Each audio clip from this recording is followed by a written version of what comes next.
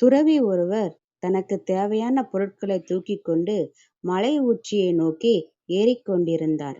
அது செங்குத்தான மலை. எனவே மேலே ஏற ஏற மூச்சு வாங்கத் துவங்கியது அவருக்கு. சற்று தூரம் இன்னும் முன்னால் போனதும் அங்கே ஒரு மலைவாழ் சிறுமி தனது 3 வயது தம்பியைத் தூக்கிக் கொண்டு உற்சாகமாய் பாடல் பாடிக்கொண்டு மிகச் சாதாரணமாக மலை உச்சியை நோக்கிப் போவதைப் பார்த்தார். துறவிக்கோ ஆச்சரியம்.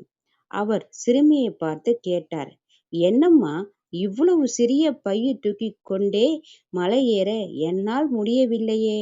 உன்னால் எப்படி அம்மா இவ்வளவு பெரியவனைத் தூக்கிக் கொண்டு ஏற முடிகிறது? என்று கேட்டார். அதற்கு அந்தச் சிறுமி பதில் சொன்னாள், ஐயா, நீங்கள் தூக்கிக் கொண்டிருப்பது ஒரு சுமையை. ஆனால் நான் தூக்கிக் கொண்டிருப்பதோ என் அன்பு தம்பியை.